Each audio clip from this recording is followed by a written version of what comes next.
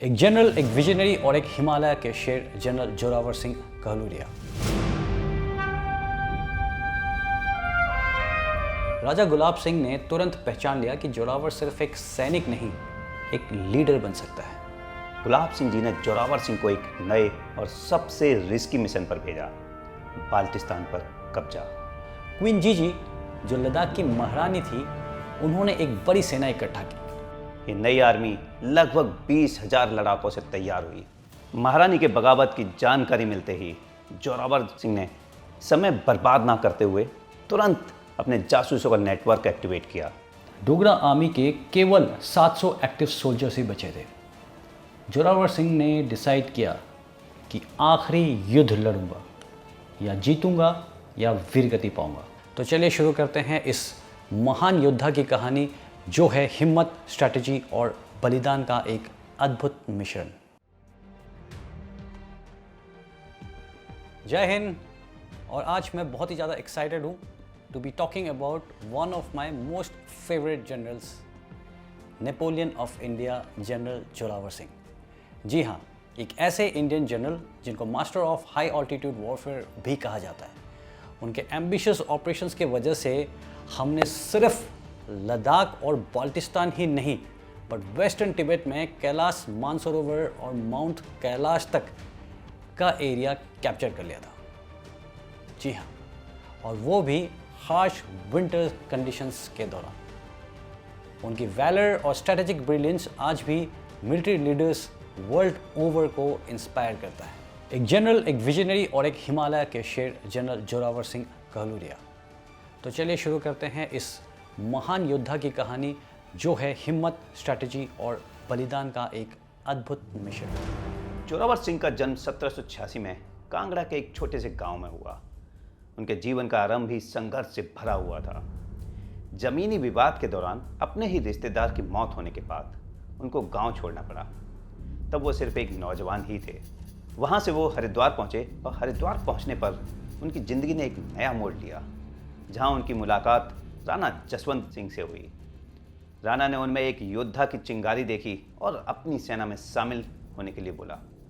और यहीं से जोरावर सिंह की मिलिट्री ट्रेनिंग की असली शुरुआत हुई। तलवार चलाना, घुड़सवारी करना और डिसिप्लिन का कठोर अभ्यास। कुछ साल बाद तकदीर उन्हें जम्मू ले गई, जहां राजा गुलाब सिंह के साथ उनका संपर्क हुआ।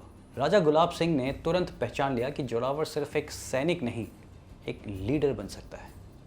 उनका डिसिप्लिन, हिसाब किताब में निपुणता और लीडरशिप देखकर गुलाब सिंह जी ने उन्हें अपने फौज में उच्च पद दिया। जोरावर सिंह ने अपने एडमिनिस्ट्रेटिव स्किल से सबको बहुत खुश कर दिया। राशन सिस्टम को बिल्कुल सुधार दिया, सैन्य व्यवस्था को मजबूत कर दिया और ट्रेजरी में लाखों का बचाव कर दिया।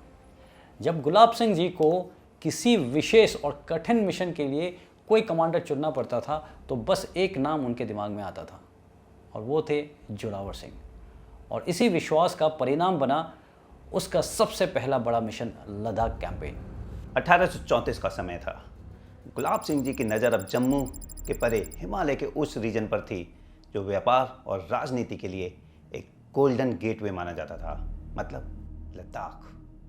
लद्दाख सिर्फ एक छोटा राज्य नहीं था, यह सिल्क रूट का एक महत्वपूर्ण जंक्शन था।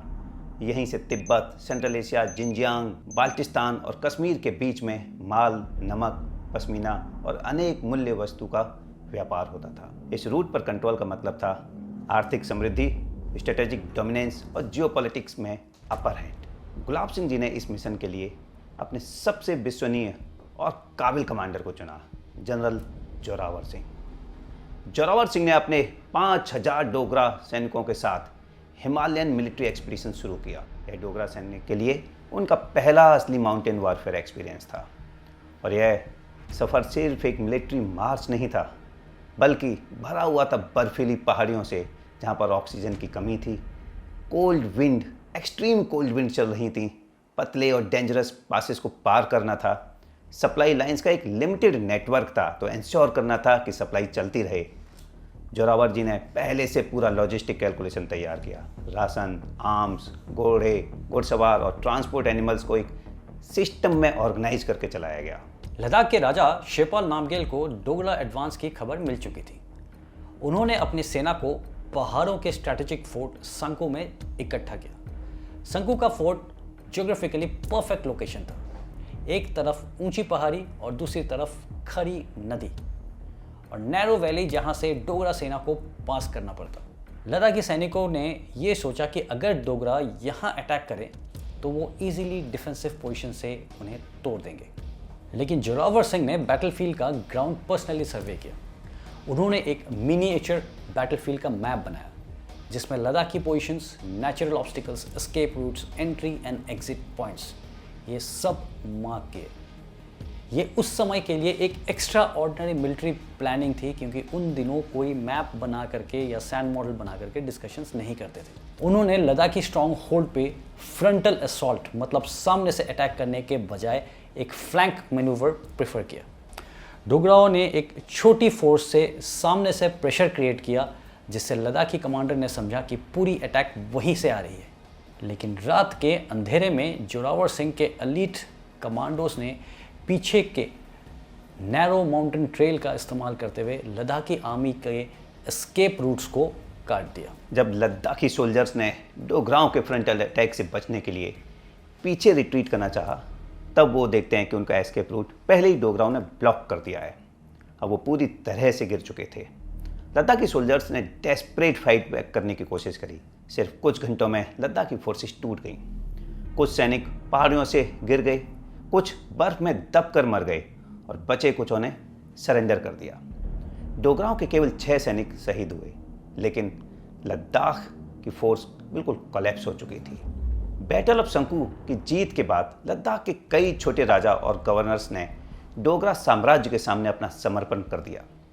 जोरावर सिंह ने लूट और अत्याचार की बजाय व्यापारिक और सांस्कृतिक समझौते की पॉलिसी अपनाई, जिससे लोकल पॉपुलेशन का सपोर्ट भी मिला।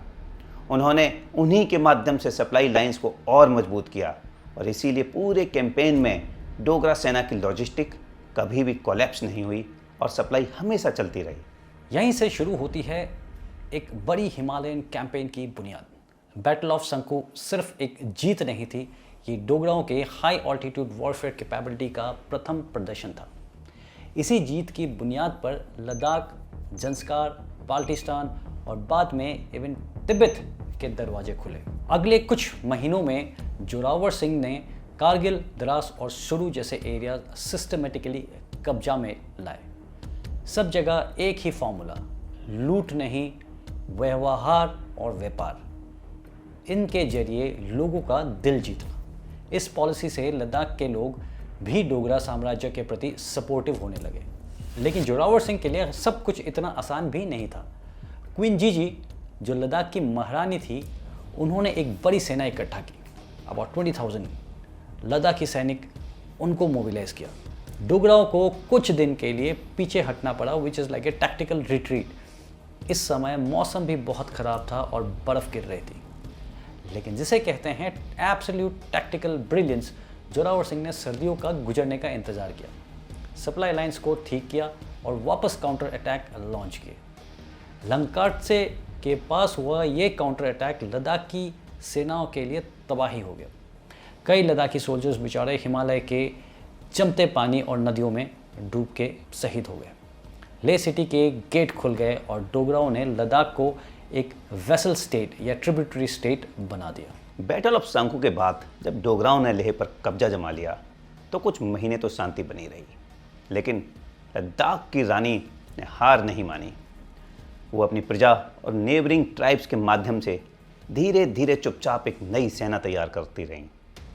लद्दाख के छोटे छोटे हिल ट्राइब्स, बुद्धिस्ट मॉन्क्स के कुछ सेगमेंट्स और व्यापारिक लोग भी इस नई बगावत में शामिल हो गए। ये नई आर्मी लगभग 20,000 लड़ाकों से तैयार हुई, जो उन दिनों हिमालय के लिए एक बहुत बड़ी मिलिट्री स्ट्रेंथ माना जाता था। महारानी के बगावत की जानकारी मिलते ही जोरावर सिंह ने समय बर्बाद ना करते हुए तुरंत अपने जासूसों का नेटवर्क एक्टिवेट किया, सप्लाई लाइंस को सिक्योर किया ताकि लड़ाई के टाइम पर सप्लाई लगातार बनी रहे, रीइंफोर्समेंट को मूव किया और सर्दियों का इंतजार किया, क्योंकि विंटर में लद्दाखी फोर्सेस की मूवमेंट रुक जाती थी। जोरावर सिंह को पता था कि लद्दाख के फाइटर्स स्नो वॉरफेयर में ट्रेन नहीं है जैसे डोगरा सोल्जर्स हैं। जैसे ही बर्फ थोड़ी सी पिघली, जोरावर सिंह ने तेजी से काउंटर अटैक लॉन्च कर दिया। डोगरा आर्मी ने मल्टीपल डायरेक्शन से अटैक किए, फ्रंट से आर्टिलरी और रियर फ्लैंक से कैवेलरी। लद्दाखी फोर्सेस को डिवाइड कर दिया। लंकाटसे के जंगल और नदियों में कई लद्दाखी फाइटर्स बर्फ में डूबकर मर गए। कई लोग ऑल्टीट्यूड सिकनेस और सप्लाई कोलैप्स के कारण भी लड़ने के लिए अनफिट हो गए। जोरावर सिंह ने लोकल विलेजेस के माध्यम से एक प्रोपोगेंडा चलाई, जो सरेंडर करेगा उसे जीवन दान दिया जाएगा। इससे कई लद्दाखी ट्रुप्स ने वेपन्स डाल दिए। जो लोग सरेंडर नहीं करते उन्हें फुल फोर्स से डिफीट किया गया। लंकाटसे के बाद लद्दाख की बगावत ऑलमोस्ट ख़त्म हो चुकी थी। क्वीन जीजी को कैप्चर करके पॉलिटिकल एग्जाइल में भेज दिया गया। इस जीत के बाद लेह डोगरा साम्राज्य का परमानेंट ट्रिब्यूटरी बन गया। यहाँ से डोगरा कंट्रोल डायरेक्ट काराकोरम के passes, Nubra valley, Zanskar valley, Leh के ट्रेड रूट्स पर बन गया। लद्दाख कैंपेन के सफल होने के बाद गुलाब सिंह जी की नज़र गई बाल्टिस्तान पर, जो आज के गिलगिट और बाल्टिस्तान रीजन में आता है। ये रीजन भौगोलिक और स्ट्रेटेजिकली बहुत ही इम्पोर्टेंट था। इंडस रिवर के दोनों किनारे पर कंट्रोल, कश्मीर के नॉर्थ वेस्ट फ्रंटियर्स की सिक्योरिटी और सेंट्रल एशिया और जिनजियांग के बीच ट्रेड कनेक्टिविटी। बाल्टिस्तान के राजा अहमद शाह डोगरा एक्सपेंशन को ओपन चैलेंज दे रहा था। इसीलिए गुलाब सिंह जी ने जोरावर सिंह को एक नए और सबसे रिस्की मिशन पर भेजा, बाल्टिस्तान पर कब्जा। बाल्टिस्तान पहुंचने के लिए डोगराओं को इंडस रिवर की क्रॉसिंग करनी थी, नैरो वैलीज से गुजरना था, टेम्परेचर फ्रीजिंग लेवल से नीचे चली जाती थी, ऑक्सीजन की कमी और हाई ऑल्टीट्यूड सिकनेस सोल्जर्स के लिए एक अलग चैलेंज बना हुआ था। ये मिशन एक नॉर्मल प्लेन्स वॉर नहीं था, ये फुल स्केल माउंटेन वॉरफेयर का टेक्स्ट बुक बन चुका था। जोरावर सिंह ने पूरे सप्लाई चेन को बहुत केयरफुली प्लान किया था। ब्रिज बिल्डिंग टीम्स तैयार किए थे, बोट्स और मेकशिफ्ट राफ्ट से इंडस रिवर की क्रॉसिंग की स्ट्रैटेजी बनाई थी, वेदर कंडीशंस का डेली फोरकास्ट लेते थे। उस समय के लिए ये बहुत ही ज़्यादा विजनरी था। डोगरा आर्मी ने पश्मीना ऊल यूनिफॉर्म्स, स्नो बूट्स और स्पेशलाइज्ड माउंटेन क्लाइंबिंग इक्विपमेंट भी तैयार किया था। पहले इंजीनियरिंग टीम्स ने टेम्परेरी ब्रिज बनाए।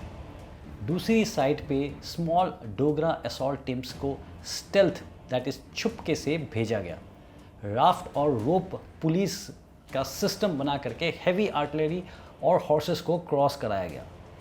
इस क्रॉसिंग को देखकर बाल्टिस्तान की आर्मी बिल्कुल सरप्राइज रह गई। उन्हें लगा डोगरा आर्मी कभी रिवर क्रॉस कर ही नहीं पाएगी। बाल्टिस्तान की फौज ने हिल फोर्ट्स में हाई ग्राउंड लेकर डिफेंस में बैठे हुए थे, लेकिन जोरावर सिंह के ट्रूप्स ने लेफ्ट फ्लैंक से एक surprise uphill night assault launch किया। सामने से स्मॉल आर्टिलरी फायर शुरू किया, जो सिर्फ डिस्ट्रैक्शन था, दुश्मन को धोखा देने के लिए, और रियर फ्लैंक से कैवलरी ने सडन पिंसर मूवमेंट किया, और इस तरह से बाल्टिस्तानी ट्रूप्स बीच में सैंडविच होकर रह गए। कई सोल्जर्स फोर्ट के वॉल से गिरकर मरे, कुछ ने सरेंडर कर दिया। सिर्फ एक दिन की बैटल में बाल्टिस्तान की फॉरवर्ड डिफेंसिव लाइन टूट चुकी थी। बाल्टिस्तान की राजधानी थी स्कार्डू फोर्ट, हिमालय की सबसे मुश्किल फोर्टिफिकेशन में से एक। बहुत ऊंची दीवारें, narrow access routes, full stock piled food and water. Zorawar Singh ने स्कार्डू का क्लासिकल सीज वॉरफेयर अप्लाई किया। फोर्ट के वाटर सोर्सेज पर कंट्रोल ले लिया ताकि लोगों को पीने के लिए पानी ना मिले। फूड सप्लाई कट कर दिया ताकि लोग भूख से मरने शुरू हो जाएं। साइकोलॉजिकल वॉरफेयर चलाया, सरेंडर कर दो या फिर भूख और प्यास से मर जाओ। 2 हफ्ते के इंटेंस सीज के बाद राजा अहमद शाह को सरेंडर करना ही पड़ा। अहमद शाह को कैप्चर किया गया, लेकिन उसके बेटे को डोगरा लॉयल रूलर बना दिया गया। बाल्टिस्तान का एडमिनिस्ट्रेशन डोगरा डायरेक्ट कंट्रोल में आ गया। जोरावर सिंह ने फिर से अपना पॉलिसी रिपीट की, लोकल लोगों के साथ सॉफ्ट बिहेवियर और इकोनॉमिक रिवाइवल। इस समय तक आकर के डोगरा साम्राज्य का नॉर्थ वेस्टर्न फ्रंटियर सिक्योर हो गया। कश्मीर और गिलगिट के ट्रेड रूट्स पे फुल कंट्रोल आ गया। बाल्टिस्तान के जरिए डोगरा इन्फ्लुएंस अब तिब्बत के और करीब पहुंच गया। बाल्टिस्तान कैंपेन ने जोरावर सिंह को हिमालयन मास्टर स्ट्रेटेजिस्ट बना दिया। बाल्टिस्तान पर कब्जा करने के बाद डोगरा साम्राज्य अपनी सीमाओं के आखिरी हिस्से तक पहुंच चुका था, लेकिन जोरावर सिंह की नज़र थी अब उस हिमालयन दीवार के उस तरफ। हाँ, तिब्बत पर चढ़ाई सिर्फ एक मिलिट्री एक्सपेंशन नहीं था, यह एक धार्मिक सपना था। माउंट कैलाश और मानसरोवर तक पहुंचना ट्रेड एम्बिशन था, सिल्क रूट और पश्मीना ट्रेड पर डायरेक्ट कंट्रोल हासिल करना, और एक स्ट्रेटेजिक गोल था क्विंग डायनेस्टी के अंदर इनडायरेक्टली तिब्बत को प्रेशर में लाना। लेकिन जोरावर सिंह जानते थे कि जिसने हिमालय की बर्फ में जीत हासिल करी वही असली योद्धा कहलाएगा। तिब्बत कैंपेन के लिए जोरावर सिंह ने मिलिट्री हिस्ट्री की एक टेक्स्ट बुक लिख दी। 5000 Dogra troops, high altitude trained soldiers. Baltistan और लद्दाख कैंपेन में ऑलरेडी इनकी टेस्ट हो चुका था। Specialised cold weather gear, pashmina jackets, snow boots, woollen clothes, pack animals, yaks और म्यूल्स, सप्लाई लाइंस मेंटेन करने के लिए, पोर्टेबल ब्रिजेस और स्लेट्स, जमी हुई नदियों को पार करने के लिए, limited but highly mobile artillery. Zorawar Singh ji ने 3 अलग अलग कॉलम्स तैयार किए ताकि दुश्मन को मल्टीपल डायरेक्शन से कंफ्यूज किया जा सके। एक मल्टी फ्रंट अटैक प्लान बनाया गया। लेफ्ट कॉलम गुलाम खान, चुमूर, शपारंग, ताशिगोंग पे अटैक, रैपिड मूवमेंट से तिब्बतन आउटपोस्ट पर सरप्राइज अटैक करना। राइट कॉलम कर्नल सोनम, रुदोक और मिसार के फोर्ट्स को कैप्चर करने की जिम्मेदारी दी गई। सप्लाई लाइंस को सिक्योर करने पे उनका मेन फोकस था। सेंट्रल कॉलम पे जोरावर सिंह जी खुद गए। गारतोक, तकलाकोट और मानसरोवर के रीजन पर डायरेक्ट कमांड। तकलाकोट पे रैपिड असॉल्ट लॉन्च किया गया। फोर्ट की वॉल्स पे लैडर्स को लगाया गया, रोप से नाइट असॉल्ट किया गया। तिब्बतन डिफेंडर्स सरेंडर करने में मजबूर हो गए। गारतोक पे छोटी सी रेसिस्टेंस हुई और उसके बाद में कब्जे में ले लिया गया। ये कैंपेन इतनी तेज़ी से आगे बढ़ा कि तिब्बतन एडमिनिस्ट्रेशन बिल्कुल हिल गया। उन्होंने विश्वास ही नहीं किया था कि डोगरा आर्मी इस स्पीड से हिमालयन हाइट्स को क्रॉस कर पाएगी। जोरावर सिंह जी ने जीत के बाद अपने सैकड़ों सिपाहियों के साथ मानसरोवर में स्नान किया और माउंट कैलाश पर शिव जी को प्रणाम किया। उनके लिए यह एक पर्सनल स्पिरिचुअल सपना था। एक सैनिक के साथ साथ मैं एक भक्त भी हूँ। तिब्बतन सोर्सेज के मुताबिक ये पहला ऑर्गेनाइज्ड इंडियन आर्मी एक्सपीडिशन था जो पूरे मानसरोवर रीजन तक मिलिट्री कंट्रोल में गया। तिब्बत के कुछ बचे हुए छोटे छोटे फॉरवर्ड पोस्ट ने रेजिस्टेंस अभी भी दिया। दोगपाचा के पास में एक शार्प स्कर्मिश हुआ जहां डोगरा ट्रुप्स ने टैक्टिकल एनसर्कलमेंट करके उसको ख़त्म कर दिया। मिसार एरिया में तिब्बतन मिलिशिया को न्यूट्रलाइज करके डोगरा ट्रुप्स ने पूरे वेस्टर्न तिब्बत पे कब्जा जमा दिया। लेकिन अब असली तिब्बत का रिस्पॉन्स शुरू हुआ। लासा ने चाइनीज़ कमांडर्स को कॉल किए। उस दौरान तिब्बत के अंदर चिंग या किंग डायनेस्टी का सुजर्निटी था या उनका बहुत हैवी इन्फ्लुएंस था। लेकिन एज पर सम रिपोर्ट्स यहाँ पे चिंग डायनेस्टी ने अबाउट 10,000 से ज़्यादा ट्रुप्स भेजे थे और ये joint force including the Tibetans and the Chinese, इन्होंने आकर के स्लो एनसर्कलमेंट करना हमारे डोगरा आर्मी को शुरू कर दिया। नवंबर के बाद बर्फ़ गिरनी शुरू हो गई, खाने की कमी बढ़ने लगी। कई सारे डोगरा सैनिक फ्रॉस्ट बाइट और हाइपोथर्मिया के शिकार हो गए। सप्लाई लाइंस जो अभी तक बनी हुई थी कोलैप्स होने लगी और यहाँ जोरावर सिंह जी की लीडरशिप की सबसे बड़ी परीक्षा की घड़ी आ चुकी थी। तिब्बतन आर्मी ने तीर्थपुरी और कदम सेक्टर्स को पूरा ब्लॉक कर दिया था। डोगरा रीइंफोर्समेंट को इंटरसेप्ट किया ताकि वो जोरावर सिंह जी के साथ लिंकअप ना कर पाएँ। डोगरा कैंप्स को स्टारवेशन और साइकोलॉजिकल ब्रेकडाउन के लिए पुश किया गया। डोगरा ट्रुप्स ने बहुत ही बहादुरी से मल्टीपल ब्रेकआउट्स अटेम्प्ट किए, लेकिन ऑल्टीट्यूड सिकनेस, बहुत भारी बर्फबारी और दुश्मन के नंबर्स ने उन्हें वापस घुमा दिया। अब तक डोगरा आर्मी के केवल 700 एक्टिव सोल्जर्स ही बचे थे। जोरावर सिंह ने डिसाइड किया कि आखिरी युद्ध लड़ूंगा, या जीतूंगा या वीरगति पाऊंगा। 10 दिसंबर 1841 एक बहुत बड़ा स्नोस्टॉर्म आया। इसके बीच में बैटल ऑफ टोयो स्टार्ट हुआ। फर्स्ट चार्ज में डोगरा ट्रुप्स ने सरप्राइज मोमेंटम ले लिया, लेकिन दुश्मन की संख्या कई गुना ज़्यादा थी। सेकेंड डे चाइनीज़ और टिबेटन कैवलरी ने फ्लैंक से डोगरा लाइंस को तोड़ दिया। बीच में जोरावर सिंह खुद भी लड़ते लड़ते घायल हो गए। लेकिन वो तब तक लड़ते रहे जब तक वीरगति प्राप्त नहीं हुई। जोरावर सिंह के मौत के बाद भी डोगरा आर्मी ने रेनफोर्समेंट भेज के स्प्रिंग 1842 में तिब्बत की फोर्स को वापस पुश कर दिया। तिब्बत और डोगरा के बीच 1842 के ट्रीटी ऑफ चुशूल साइन हुआ, जिसने लद्दाख तिब्बत की आज तक की बाउंड्री डिसाइड की। मेरी खुशकिस्मती है कि मैं उस गुम्बा में जाकर के भी चुशूल में देखा है मैंने वहाँ से, जहाँ पे ये ट्रीटी एक्चुअली साइन हुई थी। जोरावर सिंह जी को मिलिट्री हिस्ट्री में हिमालयन नेपोलियन कहा गया। उनकी बहादुरी, टेक्टिकल माइंड और लीडरशिप आज भी इंडियन आर्मी के हाई ऑल्टीट्यूड वॉरफेयर के सिलेबस में पढ़ाए जाते हैं। लेह का जोरावर फोर्ट उनका अमर स्मारक है। मुझे पूरा विश्वास है कि भारतीय सेना का हर सैनिक जनरल जोरावर सिंह की लड़ाइयों से हमेशा सिखलाई लेता रहेगा। जय हिंद।